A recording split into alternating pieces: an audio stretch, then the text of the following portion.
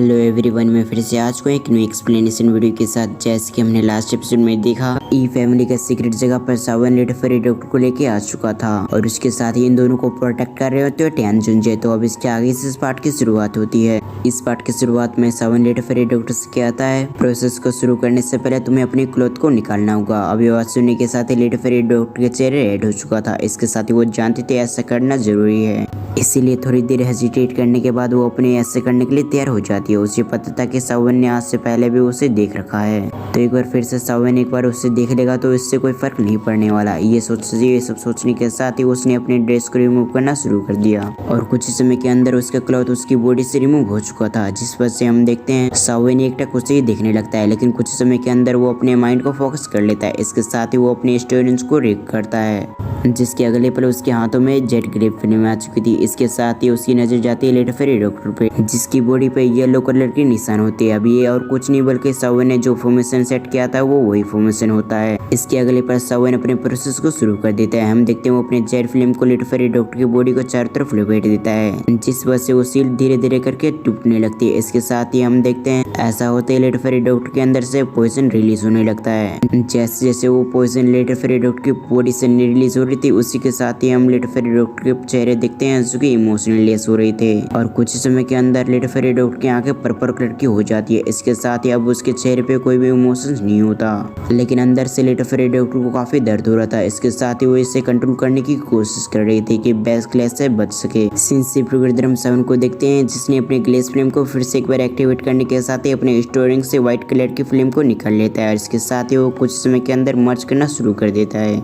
तभी letter fairy doctor की दर्द भरी आवाज आती है। अब लेटर फेरी डॉक्टर की ऐसी कंडीशन को देखने के साथ ही सावन अपने प्रोसेस को और भी स्पीड कर देता है और कुछ समय के अंदर सावन ने उन दोनों फिल्म को मर्ज कर लिया, जिस वजह से वहाँ पर आ चुकी थी प्योर व्हाइट फिल्म। इस प्रोसेस करने के बाद सावन की नजर जाती है एक बार फिर से लेटर फेरी डॉक्टर पे, जिसकी बॉडी से लगातार पॉइजन फॉग रिलीज हो रही थी। अब ये देखने के साथ ही सावन ने हेजिटेट करना बंद कर देता है और अपने हैंड को लेटर फेरी डॉक्टर की तरफ मूव करता है। ऐसा होने के साथ ही वो फिल्म लेटर फेरी डॉक्टर की तरफ बढ़ने लगती है, जिसके बाद वो एक्सपेंड हो जाती है लेटर फेरी डॉक्टर के आजू बाजू, यानी कि वो फिल्म लेटर फेरी डॉक्टर की बॉडी को चारों तरफ से कैद कर लेता है। ऐसा होते ही वो पॉइजन काफी इंटेंस साउंड प्रोड्यूस करने लग गया था। ऐसा लग रहा था कि वो पॉइजन इस फिल्म से काफी डर रहा और कुछ समय के अंदर वो पॉइजन वापस लेटर फेरी डॉक्टर के कंज्यूम होने लगती है। जैसे वो पॉइजन लेटर फेरी डॉक्टर के अंदर एंटर करते हैं, उस समय हम देखते हैं लेटर फेरी डॉक्टर की बॉडी मूव होने लगती है। ऐसा होने के साथ ही सावन इसके लिए पहले से प्रिपेयर था और अगली पर वो लेटर फेरी डॉक्टर के बाजू में अपेयर हो चुका था। इसके साथ ही उसके हाथ और जेट फिल्म से कवर हो चुके थे।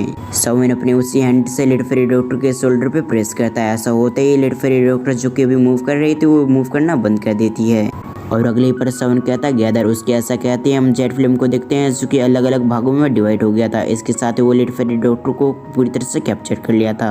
अगले पर सावन कहता है मुझे इन सभी पॉइजन को इकट्ठा करना होगा ताकि मैं इन सभी को चेंज कर सकूं। ये कहने के साथ ही वो अपनी जेट फिल्म को उसकी बॉडी के अंदर एंटर करने लगता है और कुछ समय के अंदर वो सभी पॉइजन जेट फिल्म से डर कर एक जगह इकट्ठा होने लगती है, जिस वजह से हम देखते हैं वहीं पर जेट फिल्म भी आ चुका था। इससे पहले ये सभी पॉइजन यहाँ से एस्केप कर पाती, उससे पहले हम जेट फिल्म को देखते हैं जिसने अपने आप को एक ग्रेप में बदल लिया था, जिस वजह से वो सभी पॉइजन एक जगह इकट्ठा हो जाती है, यानी कि कहे जाए तो कैप्चर हो जाती है।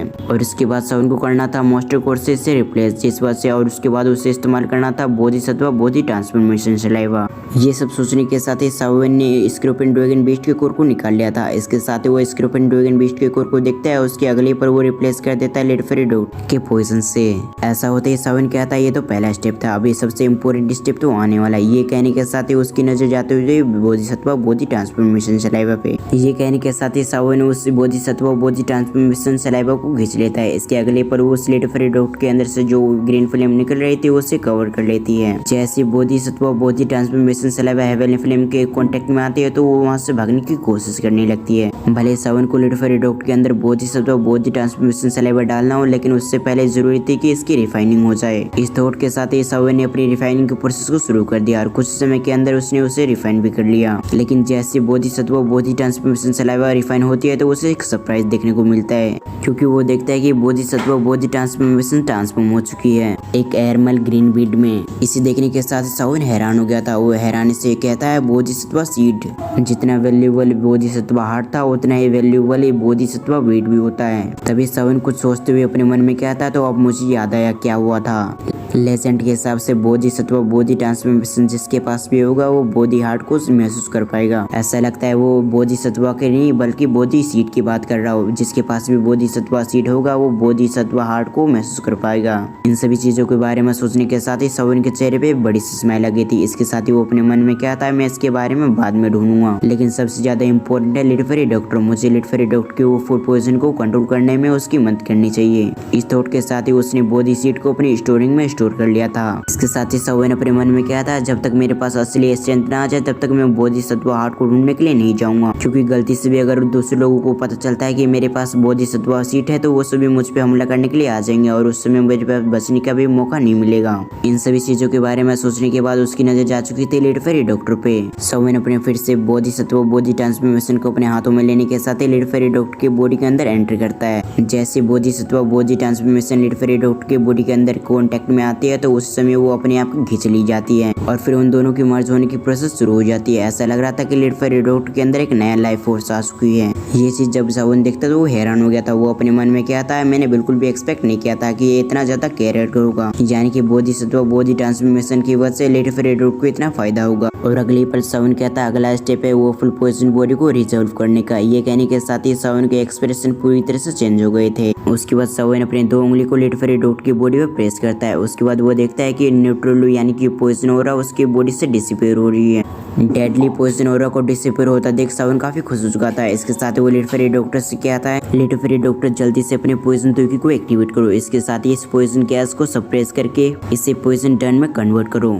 सवन की इन्वर्ट को सुनने के साथ ही लिटिल फेरी डॉक्टर अपने कॉन्शियसनेस में वापस लौटने लगती है। लिटिल फेरी डॉक्टर अपने दुर्की को सर्कुलेट करते हुए उसी हिसाब से कन्वर्ट करने लगती है और कुछ समय के अंदर उसने अपने एनर्जी को सर्कुलेट करना शुरू कर दिया था। हम पॉइजन गैस को देखते हैं जो कि मॉन्स्टर कोर की एनर्जी को सोलो कर लेती है और कुछ समय के अंदर मॉन्स्टर कोर की एनर्जी खत्म हो जाती है। लिटिल फेरी डॉक्टर की ऐसी हालत देखने के साथ ही सवन अपने मन में क्या था अब लिटिल फेरी डॉक्टर के साथ कुछ भी गलत नहीं है, यानी कि सब कुछ ठीक है। मेरी तरफ से जितना करना था मैंने कर दिया। अब लिटिल फेरी डॉक्टर पे सब कुछ निर्भर है कि वो इसे संभाल पाती है फिर नहीं। इसके साथ ही सवन महसूस करता है कि उसकी पूरी बॉडी काफी दर्द कर रही है। ये सोचने के साथ ही वो एक बोर्ड में आ चुका था, यानी कि कई सारे स्टोन के बीच में बैठ चुका था। जब इधर सवन और लिटिल फेरी डॉक्टर वो फुल पॉइजन को रिजर्व कर रहे थे तो इनसे काफी दूर ईसीटी के अंदर हम देखते हैं, मतलब ईसीटी से दूर एक बड़े से हॉल के अंदर एक थ्रोन पे एक व्यक्ति बैठा हुआ था और उसके साथ ही ठंडी हवा चारों तरफ चल रही थी। इसके साथ ही वहाँ का माहौल पूरी तरह से ठंडा होता है, यानी कि पूरी तरह से शांत। तभी थ्रोन पे बैठा हुआ व्यक्ति सवन व्यक्ति से कहता है आखिर तुम इसका एक्सप्लेनेशन कैसे देना चाहते हो? तुम अपने साथ 54 व्यक्ति को लेके गए थे लेकिन वहाँ से सिर्फ तुम लौट के आ पाए हो, तो तुम इसका एक्सप्लेनेशन देना कैसे पसंद करोगे? अभी बात सुनने के साथ ही हम उस व्यक्ति को देखते हैं जो कि विकास में अपने घुटनों को बल बैठा हुआ था। इसके साथ ही उसके माथे से लगातार पसीने निकल रहे थे। हम देखते हैं ये और कोई नहीं बल्कि एल्डर सेंग होते हैं। एल्डर सेंग धीरे धीरे करते हुए उस थ्रोन पे बैठे हुए व्यक्ति की तरफ देख रहा था। इसके साथ ही वो एक्सप्लेनेशन देते हुए उससे कहता है कि हमारे जूनियर की कोई भी गलती नहीं थी, जबकि हमारी इंफॉर्मेशन की गलती थी। यहाँ पर वो लोगों ने कहा था कि उसमें कोई भी डॉजोंग नहीं है, लेकिन ये गलत था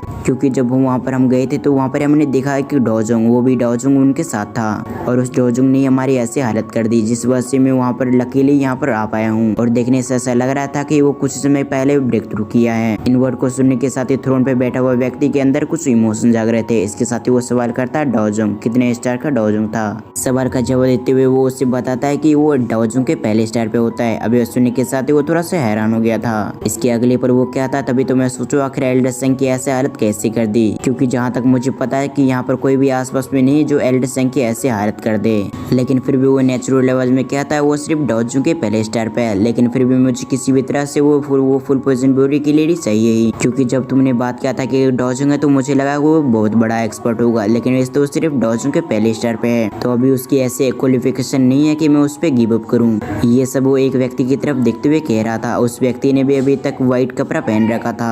थ्रोन वाला व्यक्ति एल्डर सेंग से कहता है कि तुम्हें पता है आखिर वो लोग कहाँ पर गए हैं, क्योंकि मुझे किसी भी तरह से वो फुल पॉइजन लेडी चाहिए। इधर एल्डर सेंग थ्रोन वाले व्यक्ति का सवाल सुनने के साथ थोड़ा सा हैरान हो गए थे। इसके साथ ही वो एम्बैरेस हो जाते हैं क्योंकि उन्हें नहीं पता था कि आखिर लिटिल फेरी डॉक्टर और बाकी लोग लोग कहाँ गए हैं। जैसे कि आपको पता है वो कि लेडी फेरी डॉक्टर और बाकी लोग जब इस पे अटैक कर रहे थे तो इन्हें बिल्कुल भी नहीं पता चला था कि आखिर इन्हें क्या करना चाहिए, इसलिए वो इसका पूरा फोकस था यहाँ से निकलने के लिए। वो धीरे से कहता है मुझे नहीं पता कि आखिर वो लोग कहाँ गए हैं। अब ये सुनने के साथ ही वो थोड़ा सा गुस्से में आ जाता है, उसके एक्सप्रेशन चेंज होते हैं, हम देखते हैं वहाँ का माहौल ठंडा होने लगता है। इसके साथ ही वो उसके हाथों में एक अटैक आ चुका था जो कि अगले पल एल्डर सिंह से हिट हो जाता है। इधर एल्डर सिंह ने भी उसके अटैक को रिसीव कर लिया क्योंकि उसे पता था कि उसकी पूरी गलती है। जब वो थ्रोन वाला व्यक्ति गुस्सा हो रहा था तो वहाँ पर रेड और ब्लैक कलर की फॉग फूलने लगती है। इसके साथ ही वहाँ पर कुछ समय के अंदर एक आवाज आती है जो कि उस थ्रोन वाले व्यक्ति से कहता तुम्हें चिंता करने की जरूरत नहीं है क्योंकि मुझे पता है आखिर वो लोग कहाँ पर हैं, क्योंकि अगर तुम मेरी मदद करते हो तो मैं तुम्हें बता सकता हूँ। मुझे पता है तुम्हें वो फुल पोजीशन लेडी चाहिए और मुझे चाहिए साउवेन। अगर हम दोनों आपस में मिलकर काम करें तो हम दोनों को अपने अपना मिल जाएगा, मतलब कहा जाए तो हमें जो भी चाहिए हम दोनों को मिल जाएगा। अभी बात सुनने के साथ ही वो थ्रोन वाला व्यक्ति थोड़ा सा खुश हो गया था। इसके साथ ही वो कहता आखिर तुम कौन हो।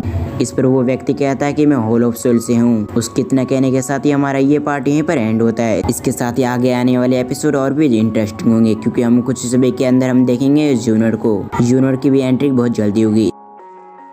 मुझे उम्मीद है कि आपको वीडियो पसंद आया होगा। अब अगर आपको पसंद आया तो वीडियो को लाइक करके चैनल को सब्सक्राइब कर लें। इसके साथ ही बेल आइकन को ऑल पे प्रेस करना ना भूलें। और इनके अलावा अगर आपको न्यूज़ सीरीज देखना है तो आप राइट वाले स्क्रीन पर क्लिक करके देख सकते हैं। तो फिर मैं मिलता हूं किसी और एक्सप्लेनेशन वीडियो के साथ। जब तक के लिए थैंक्स फॉर वॉचिंग।